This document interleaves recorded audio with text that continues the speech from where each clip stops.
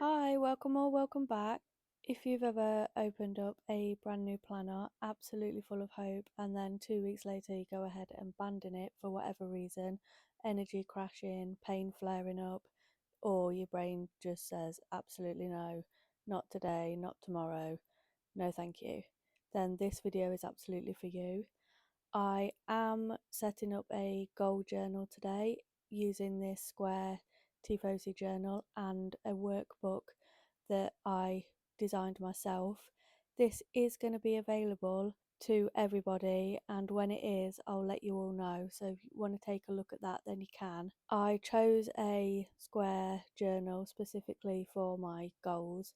There's a lot of space in there, there's enough room for things like brainstorming, extensive lists, tracking things, everything that I feel I'm going to want to include in there is going to be big enough.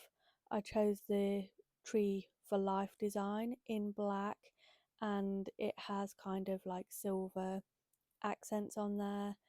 I just feel like it fits my vibe really. As we open it up, you do get a free bookmark, which is kind of like a thick card, and a little thank you card in there as well. And then looking at the journal itself, it is stark white paper. You get a little nameplate on the front, and then you get one page on the left which is blank, and then it goes into a dot grid. I am going to be using the first page as an index. As you can see, all of the pages are the same. I will be keeping this journal really simple, just using a few different coloured brush pens and the same black ink that I would normally just write my notes with. I'm not worried about it looking pretty or adding decoration to it. I don't want to draw away from the information that I'm going to include in there, because these are going to be important steps for achieving my goals. So I don't want my attention to be drawn from the steps that I need to achieve. On this double page spread, I am going to put a 4-page year overview. I have drawn in the 2 end pages, and then I will stick the outer edges together, so when you turn to that page and then flip those pages open, the whole thing will just be 1 year, and it'll be the moon cycles, so going from the 20th of December and that new moon all the way through finishing the 3rd quarter, and then it'll start again on the next new moon. This is how I want to be planning my time. I hate the linear system. I hate being stuck in a specific group of dates where it goes from the first of one month to the last day of that month. I like to use the moon cycles to my advantage. I like to be productive in productive times. I like to take my rest and reflection during rest and reflection times. A lot of this information is written in my workbook, so if you do happen to take a look at it, it'll all be there. If you want to work through it yourself, you can go ahead and work through that yourself. Like I said at the beginning, this is aimed at neurodiverse people and people with chronic illness, or a mixture of both. It's If the conventional system doesn't work for you, then it's not about discipline, it's not about hustle, and it isn't about waking up at 5 o'clock in the morning to kind of win your day. So you're not failing, you just need a system that's going to work for you. And I use my Cauldron Quills Lunar Aligned Goals workbook as a bullet journaling system because it works for ADHD, for chronic illness, burnout, kind of that fluctuating capacity. Instead of pretending that those things don't exist, I have developed something to work with how my body works and how many of your bodies work as well. Okay, so I am going to choose some colours. I thought I had it all figured out, but it turns out right at the last minute I changed my mind. I decided some of the colours I was using might be too dark or not quite work with the lighter second line highlight pens that I wanted to use. So I am re-choosing my colours here. I did decide to go with a more kind of bluey purple rather than a burgundy colour, which was my original choice.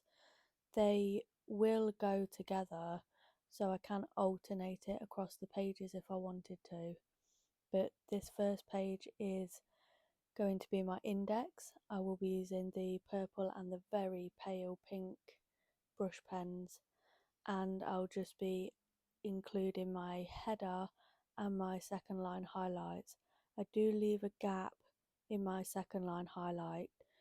I leave two. One is for a header for the most important pages, so things like my reflection questions that I want to be using to kind of see where I'm at the end of every cycle. I can go back, have a look at how my energy might be fluctuating, how my productivity is going, if my productivity is aligning right, and I can switch my tasks around to kind of fit for my body's system and the way that my body works. So it doesn't have to be rigid, it can be changed, it can be bent, it can be moved. You can do what you want with it as long as it fits you and your needs. Fortunately, this planner does come numbered. The pages are all pre-numbered and printed that way, so you don't have to go in and number all your pages as you go. I will definitely take advantage of this system. It's not something I've used before. An index has always been kind of a bit of a burden. I don't really fill it out, but I think for keeping goals, keeping track of goals, being able to work with an index so that you can find your information a little bit easier will be beneficial. So I'm going to try really hard to kind of make the most of this page, fill in my information.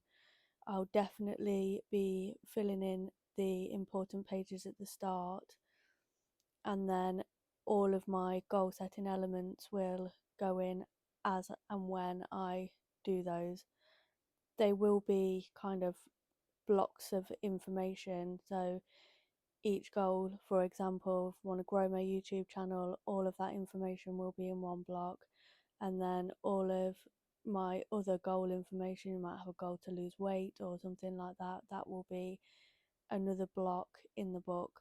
So I will try and map my pages out as well as I possibly can. If I end up not having enough space, I will tip in pages, which absolutely isn't a problem for me. But now we're moving on to the year overview. I did say before, I have actually already done the opening winged pages, and I will go and do one side in this notebook because you don't want to see me just doing a load of squares really. I am using my Uniball 1 pen, which I will use consistently throughout this notebook, and I will just map out where everything needs to go in alignment with what I've already drawn on the opening wing pages. It is a bit of a faff, it does take a little bit of time to set up, but I feel it'll be really beneficial for me to kind of keep track of my energy and my productivity, being able to see it all in one space across every moon cycle from the new moon all the way through to the end of the third quarter and then round again. And I think I will likely colour code this. I do have some dot markers, lots of different coloured dot markers, and I will just assign a colour to a certain thing and write my own key. So I know that when I open that page, for example, all of the pink dots are going to be energy, and all of the yellow dots are maybe productivity. I haven't quite figured out how I'm going to do it, if I'm going to use one colour for one thing and then kind of put a symbol or a letter in there. So high, medium, low, maybe just use the first letter of each word there.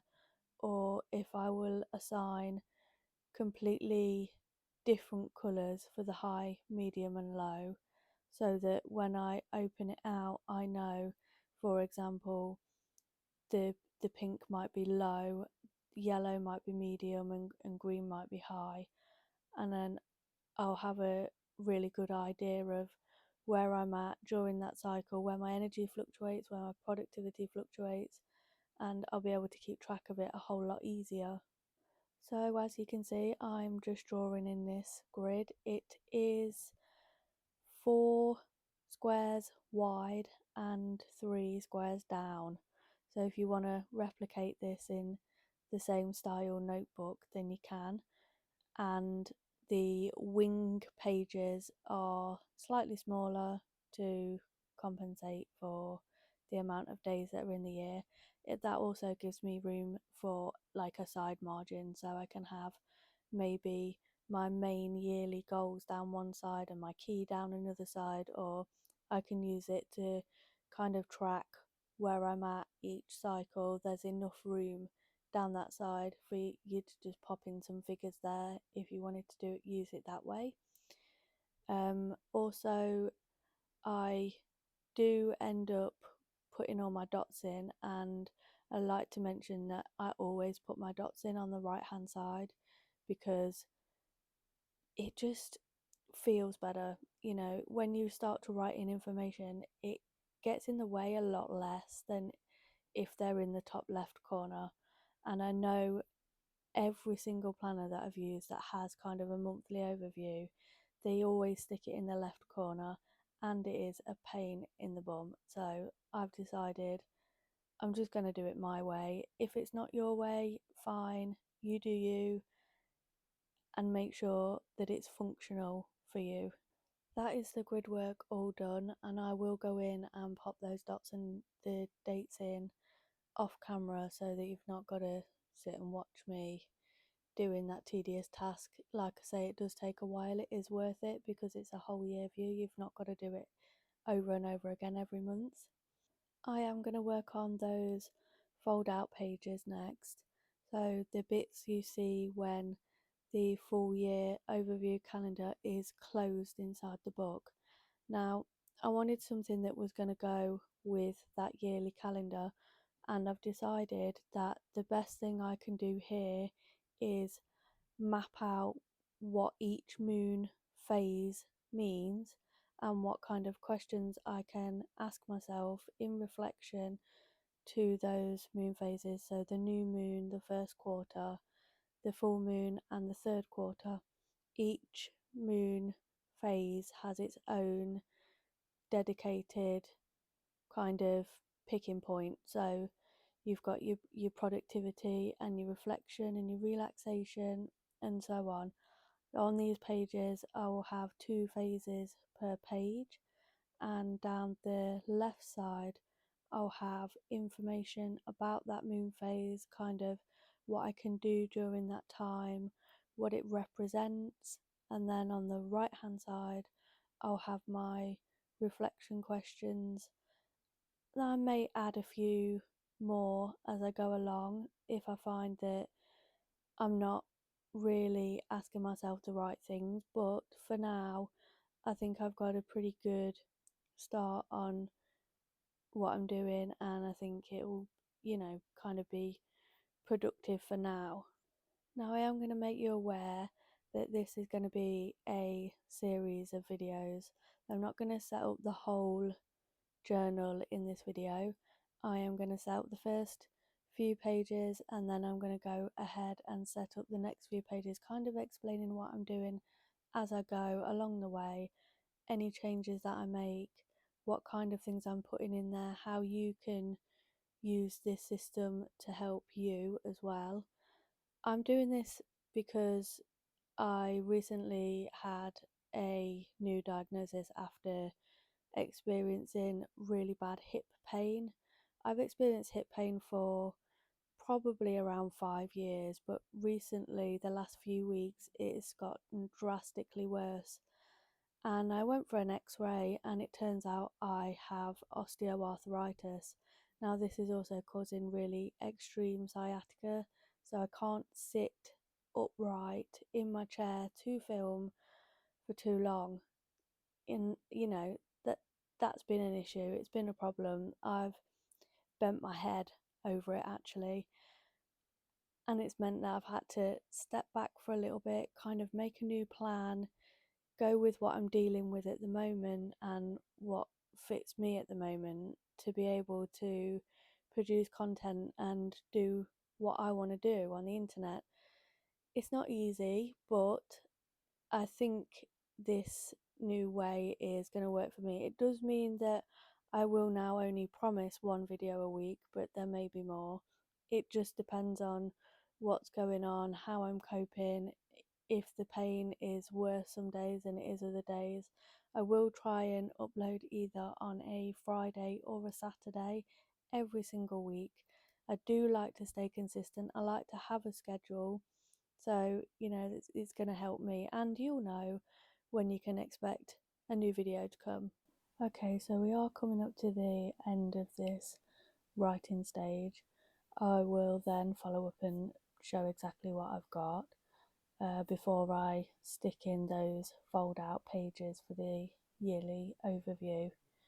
I've decided to put these pages very early on, and the workbook shows maybe have a look at these kind of points a little bit later, but I wanted to collate it kind of together a little bit. So far we've got the year overview and those fold out pages all complete. I've gone in with a dot pen that you just stamp the circle on the page and then I've written the number in. I do put my numbers on the right hand side, and I've put some of the first letter of the month in only on the moon phase dates, and I've gone and put all of the moon phases in there as well. I've just literally drawn a tiny symbol. I'm not sure you can see it properly. Then we do have these fold outs, and I will go and stick those in. I am literally just going to use some sellotape to stick them in, so you'll see me in a minute. I'll line them up on the edge of the page, and off screen a little bit to the side I use a standard size roll of just sellotape, and I pull a little bit off, and then I cut the sellotape in half lengthways rather than widthways, and it just gives me thin strips of tape to be able to handle a little bit easier. And at the end I will round off those corners so that it matches the outer corner of those pages better. There's not like a little sharp bit sticking out there. So for both sides you can see that I am lining it up.